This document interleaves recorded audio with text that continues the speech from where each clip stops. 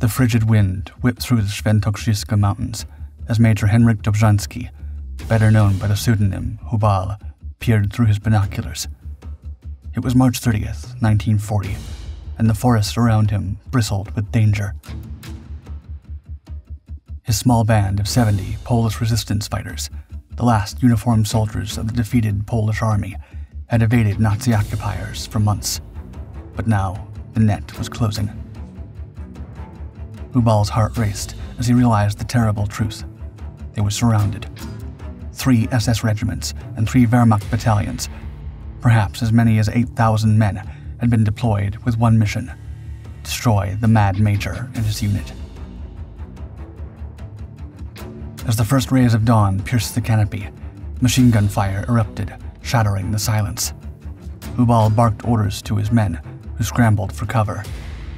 The air filled with the acrid smell of cordite and the screams of the wounded. The Germans pressed their attack, confident in their overwhelming numbers.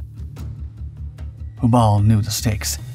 If his unit fell, so too would the hope of thousands of Poles who saw them as the last bastion of resistance against Nazi tyranny. As bullets whizzed past his head, the Major made a split-second decision. It was risky, perhaps suicidal, but it was their only chance. With a fierce determination etched on his face, Hubal gripped his pistol and signaled to his men. In an instant, he sprang into action, charging headlong toward the German lines. His loyal fighters, inspired by their commander's audacity, surged forward behind him. The enemy fire intensified to a deafening roar, but Hubal pressed on relentlessly. As he raced toward the hail of bullets, the fate of Poland's resistance hung in the balance, teetering on the edge of this daring, desperate gambit.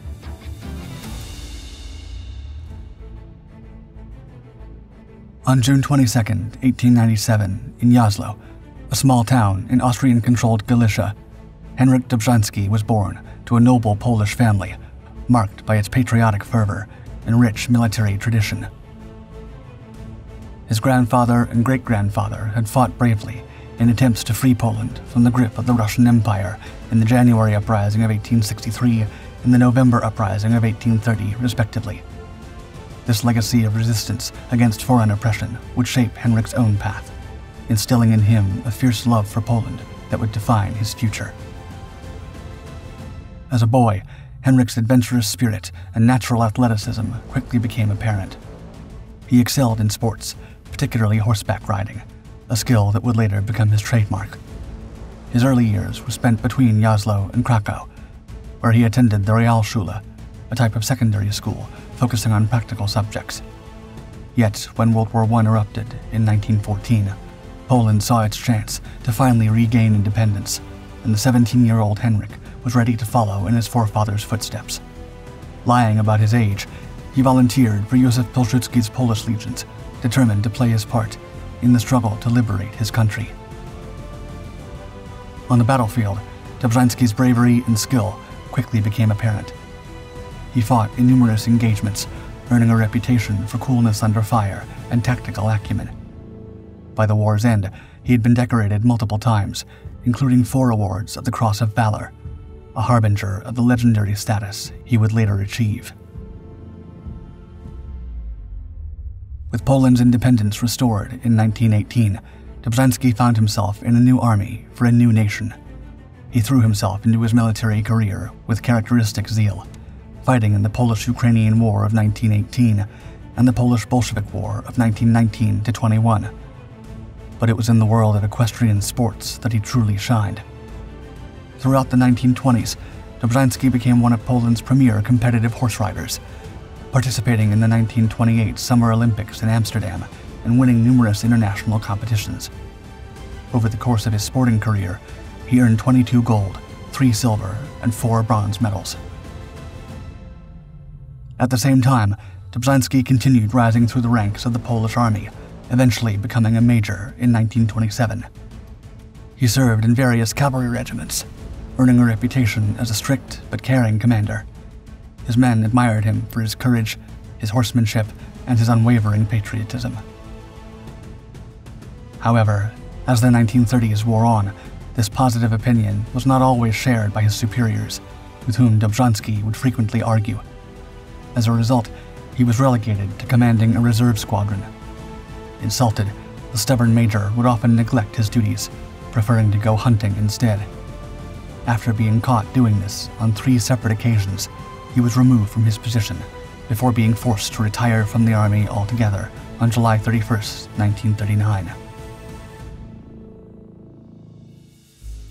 Yet, Dobrzański wouldn't be out of uniform for long.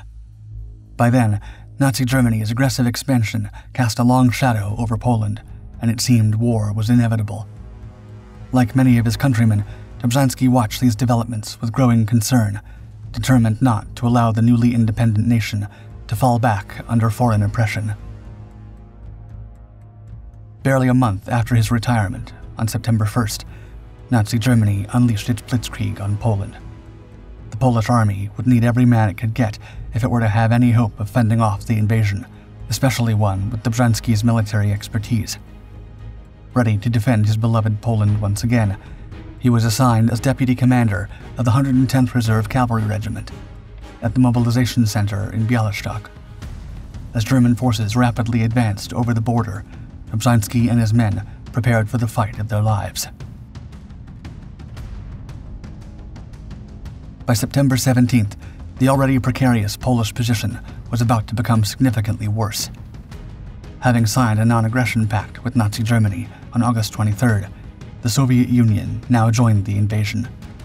Vastly outnumbered and outgunned, the Polish now faced the nightmarish situation of fighting on 2 fronts, caught between the Wehrmacht in the west and the Red Army in the east.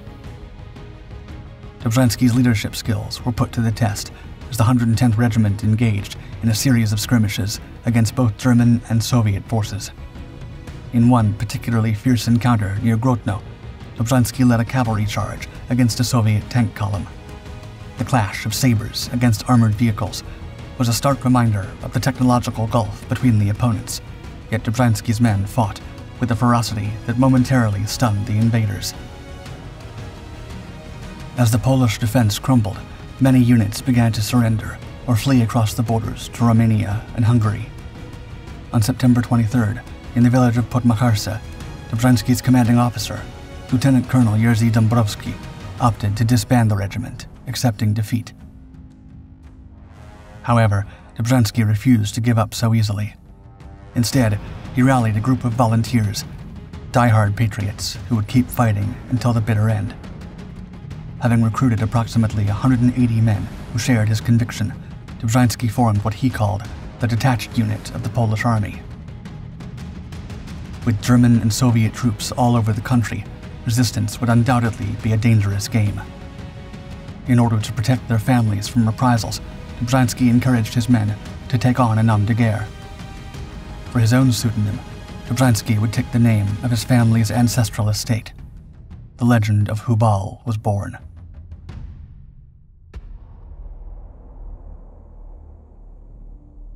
Hubal's unit embarked on a daring march toward Warsaw, still hoping to break through to the besieged capital.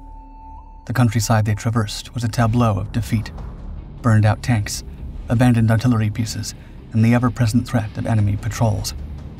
Yet Hubal's spirit remained unbroken. On October 1st, near Maciowice, Hubal's men stumbled upon a herd of horses from the famous Janów Podlacki stud farm, being led away by German soldiers. In a lightning raid, they liberated the horses, denying the enemy this prized asset and bolstering their own mobility.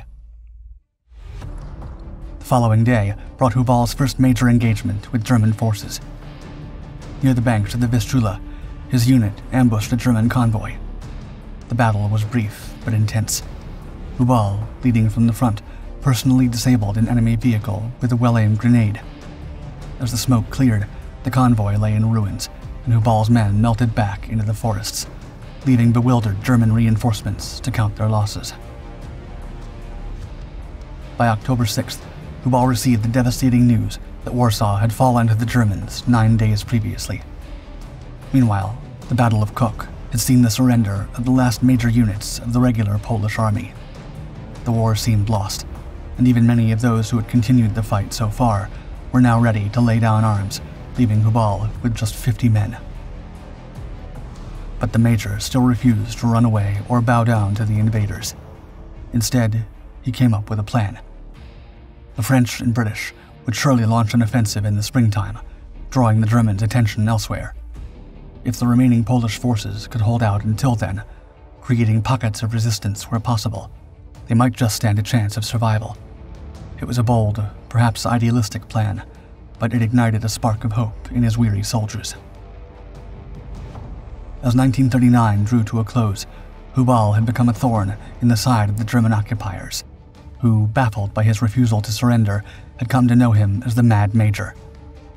Operating in the Kielce region, he and his unit conducted hit-and-run raids, gathered intelligence, and became a symbol of Polish resistance.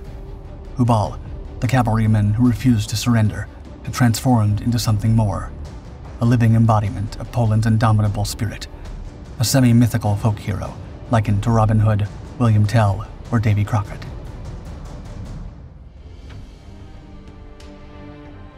Inspired by tales of Hubal's exploits, more and more men decided to join him. By February 1940, the unit had grown to nearly 320 men. Hubal divided them into a cavalry squadron and 2 infantry companies, creating a formidable guerrilla force. Their unconventional tactics and intimate knowledge of the terrain kept the Germans off balance, striking fear into the occupiers and bolstering the morale of the local population. However, Hubal's success drew unwanted attention. The German High Command, infuriated by this Polish phantom, mobilized a massive force to hunt him down, determined to snuff out this obstinate flame of defiance. 3 SS regiments and 3 Wehrmacht battalions, believed to have numbered up to 8,000 men, were tasked with eliminating the Mad Major and his comparatively tiny band of partisans, a clear demonstration of Hubal's impact. On March 13th, Hubal received orders from the leadership of the broader Polish underground movement to disband his unit, as the risk to civilians was deemed too great. But Hubal, ever the defiant cavalryman, refused. He gave his men a choice: leave or stay and fight. 70 loyal troops chose to remain. As spring thawed the frozen landscape, the German noose began to tighten. On March 30th, near the village of Huczysko, Hubal's unit found itself surrounded. The air crackled with gunfire as German forces launched their assault. Hubal, cool under fire, directed his men with the precision of a seasoned commander. For hours, the battle raged. The Germans, confident in their superior numbers, pressed their attack relentlessly. But Hubal's men, fighting for their homeland, refused to yield. As bullets whizzed overhead and explosions rocked the earth, Hubal made a daring decision. Leading from the front, he rallied his troops for a desperate breakout attempt. In a scene reminiscent of Poland's storied cavalry charges, Hubal led his men in a furious assault against the German lines. The sheer audacity of the attack caught the enemy off guard. Through a hail of bullets and shrapnel, Hubal and most of his unit managed to punch through the encirclement, melting away into the forests they knew so well. The Germans, enraged by their failure to capture Hubal, unleashed their fury on the civilian population. In what became known as the Hubal pacifications, they burned villages and eliminated hundreds of innocent Poles suspected of aiding the partisans. The brutality of these reprisals weighed heavily on Hubal's conscience, but strengthened his resolve to continue the fight. Throughout April, Hubal's unit remained constantly on the move, evading German patrols and launching surprise attacks when possible. But the relentless pursuit was taking its toll. Supplies were running low, and the men were exhausted.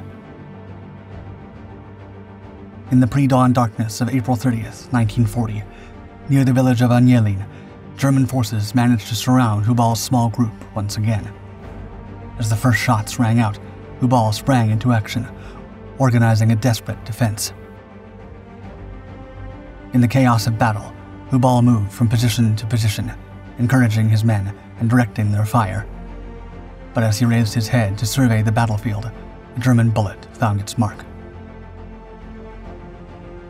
The Mad Major, the last uniformed soldier of the Polish army, had finally met his end.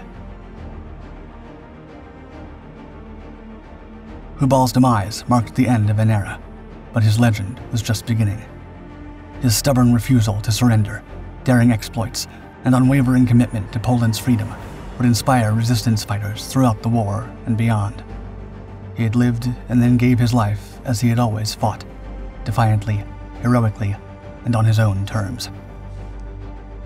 In 1966, Major Henryk Dobrzański was posthumously awarded the Golden Cross of the Virtuti Militari and promoted to colonel. Today, nearly 200 organizations bear his name, including 82 scouting groups and 31 schools. His memory lives on in the streets named after him in almost every Polish city, a testament to the lasting impact of Hubal, the legendary partisan leader who refused to surrender.